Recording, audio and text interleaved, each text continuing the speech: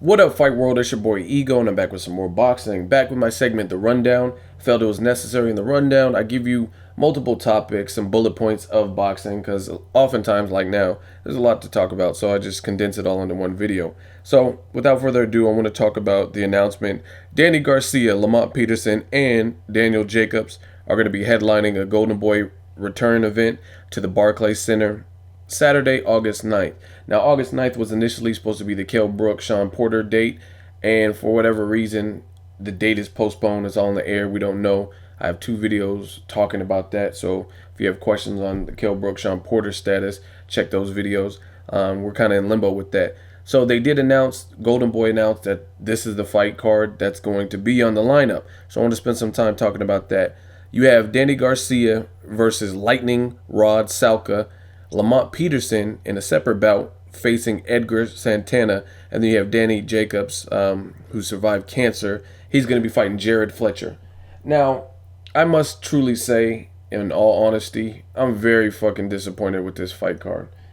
You got some star power in terms of the names that are going to be on it, but look at these matches. It's like Al Heyman matches. Like, I understand getting the fighters the most money, but I want to see some competitive matches. And most importantly, what I'm talking about most is Danny Garcia. Danny Garcia, I'm a fan. I've said that. You can check the videos. Don't listen to what I'm saying now. I like Danny Garcia. Kid has heart. You sleep on him and pick against him. Well, not me, but other people did, like in the Lucas Matisse fight or whatever, Amir Khan, pick against him, and then he upsets and he pulls out the victory.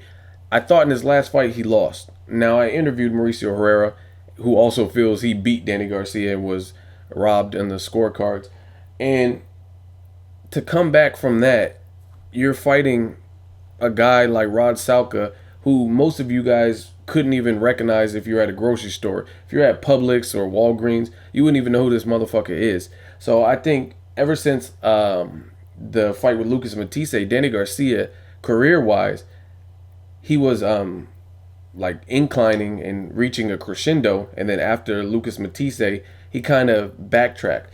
And the Mauricio Herrera, when they first announced that fight, I wasn't thrilled about that just because Herrera was a guy who had been beaten by Kareem Mayfield, and Mayfield, this was before Thomas Delorme beat him, so I wanted to see Kareem Mayfield versus Danny Garcia over Mauricio Herrera, and that's just because Kareem Mayfield beat Herrera. But Herrera got the fight, and he showed up, and he kind of set a blueprint on how to beat a guy like Danny Garcia. That jab was key. And to follow up with this fight is just, to me, is whack. I think it's like pretty much Al Heyman kind of protecting his fighters. You have a lineal champion in Danny Garcia who's more than capable of making a tough fight with anybody. So I'm not hating on Danny Garcia as a fighter. I'm hating on this matchup. And then to top it off, to make matters worse, to make that even more fucked up, you got a guy in the same division on the same card in Lamont Peterson, but the two aren't fighting each other. Now, they're bigger names. This is a Barclay event. This is a new venue. Why aren't they fighting each other? Like, it's one thing if you want to sweep Mauricio Herrera under the rug, which I don't approve of, but let's say you want to, career-wise, Angel Garcia, Danny Garcia, they want to sweep that in the rug, act like that didn't happen in front of your hometown crowd in Puerto Rico. Okay, that's one thing. But to come back to an opponent like this, it's just like, it feels like there's doubts. And Danny Garcia has recently been in talks of fighting big name welterweights, guys like Pacquiao, guys like Mayweather. This, to me, is not impressive. This is not how you do it. Again, Rod Salka, a guy who's not recognizable. He doesn't really bring much. And he's one fight removed from a loss. He lost to Canelo Alvarez's brother, who I don't think is all that either. You know what I'm saying? Ricardo Alvarez just lost on Canelo's undercard, on the Canelo Angulo undercard. And I don't think he's anything special. And now Danny Garcia is fighting the guy who beat the guy. So if I don't think highly of Canelo's brother, Ricardo, and you're fighting the guy that is one fight removed from losing to him, that just shows you what I feel. And I think Salka has a couple losses, 3-4 losses. It's not what I want to see. And there's guys in the division. Chris Algieri just made a name for himself. Ruslan Provodnikov, always a dangerous opponent. You have to be able to withstand that brute force, that power. Lamont Peterson, even Kareem Mayfield off a loss, I would rather see is still a bigger name. Thomas Delorme, another good fight. Adrian Broner, another good fight. Broner been campaigning at 140. There's a lot of good fights. Lucas Matisse rematch. I would rather see any of these fights over this particular bout. So I'm really not thrilled at all with the selection process. And I think Lamont Peterson and Danny Garcia, if you want to unify, they both have belts. Why don't they unify together? And those are bigger names. It's a bigger fight. And I would have rather stretched the budget and blow my whole load on paying Lamont Peterson and Danny Garcia than making them in two separate bouts with guys that aren't really instantly recognizable. So Danny Jacobs, I don't really have a problem with his matchup. He's still coming into the forefront, if you will, in his division, and I think he's going to get a fight with maybe a Peter Quillen or Curtis Stevens or somebody, David Lemieux down the line. So he's doing what he has to do. But as far as Danny Garcia, Lamont Peterson, to me, it's backtracking. Lamont Peterson's off the De'Aaron Jean fight, which was supposed to be competitive. He looked good in that. He looked sharp. It was a power puncher. And now you're fighting Santana. It's just, to me, both of them are taking a step back when they could be fighting each other. That's my personal taste. I think Al Heyman botched this one up with not providing the right matchup just to match. Like, you can't just sell anything to the public, especially when there's so much talent from 140 all the way to 54. And again, Danny Garcia is saying he wants to move up in weight to 147. To me, the lineal champion should be facing stiffer competition, an Amir Khan rematch at a catchweight, anything. But this is not proving. If he wins, if he knocks a dude out in the first round, if Salker gets knocked out first round, I'm not really going to be that impressed because it's all about who you're facing.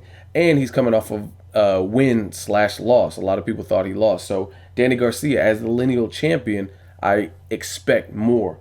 And people clown Sergio Martinez, including me. I made some memes about him. I respect Sergio Martinez. But one thing I definitely respect is Sergio Martinez coming off injury. Listen, he's coming off injury and rehabilitation with his knee, and a tough fight with Martin Murray, took on a legendary instant Hall of Famer like Miguel Cotto as the lineal champ. So that goes to show you Sergio Martinez is the goods. Like, I mean, he has heart. No matter how bad he looked against Cotto, he was at least game, and he at least had the balls to take on a guy like Cotto, who's coming up in weight. And we know how good of a boxer Cotto is, and he brings power, and he is improving with Freddie Roach. We knew those things.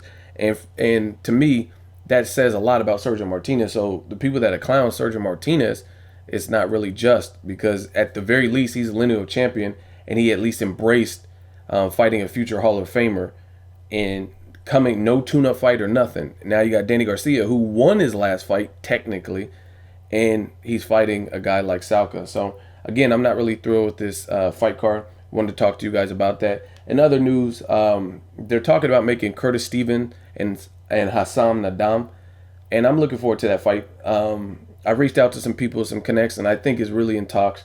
And I'll get you guys some more information. I'll probably interview Curtis Stevens. We go back. I've done, I think, 2 or 3 interviews with Curtis Stevens. So if you have any questions, let me know. Good matchup. I want to see how Curtis Stevens looks after his Toriano Johnson performance. A little bit rocky, a little bit of a bumpy road with Toriano Johnson, someone who's game. And we know Hassam Nadam is game. He got knocked down in the Peter Quillen fight, I think 3 times, maybe 4 times. And he showed heart and even pressured and hurt Peter Quillen in that fight. So I'm anxious to see how Peter Quillen looks, or excuse me, how Curtis Stevens will look versus how Peter Quillen looks against Hassam Nadam. And I think that's a good fight. Curtis Stevens, for his division, he's pretty much shorter than most of the guys that he fights. So it's always going to be entertaining. And he has that power. He has that highlight reel type knockout power. And he's working his way back up. So 2 solid wins since the Gennady Golovkin loss. I like the fight. And after this, if he does look good, let's say he stops Nadam, let's see him fight someone like Danny Garcia, or excuse me, Danny Jacobs. I'm fucking up. Like Danny Jacobs, if Danny Jacobs wins his Barclay fight, let's see him fight a Peter Quillen, a James Kirkland, David Lemieux. Let's see him fight any of those fights, and I'm good with that. Curtis Stevens even can fight Miguel Cotto if he wants to campaign at 160. I'm good with any of those fights. And then lastly, Brian Vera versus Gabe Rosado. Now, initially when I heard about this fight, I was like pumped. I was juiced. I was like, even though both fighters are coming off a loss, Chavez Jr. beat Vera in the rematch convincingly, in my opinion, and Gabe Rosado lost to the Charlo brother. So even though they were both coming off loss, I thought this was still a good fight, an epic fight, just because they're both warriors, they both have heart, and no one's gonna really back down. The only drawback to this whole fight is it's not the traditional boxing match.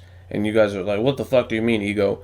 So DirecTV is starting something new. It's called like Big Knockout or some shit, and it's like not fully boxing. Like the ring is not a boxing ring. Some bullshit, man. Google it. Look up the specs and like the particulars. I don't know the details and stuff, but it's not traditional boxing like you would see on HBO or Showtime, which is very disappointing. I don't know why they decided to go that route to make this fight. Why not just keep it how it's always been and fucking fight in the square circle? So that's the Ego rundown. A lot of potential fights, a lot of new fights with the Danny Garcia card. Let me know what you guys think. Do you agree with me, disagree with me? Make sure you like the video. As always, hate, comment, or subscribe. Till next video, it's Ego signing off.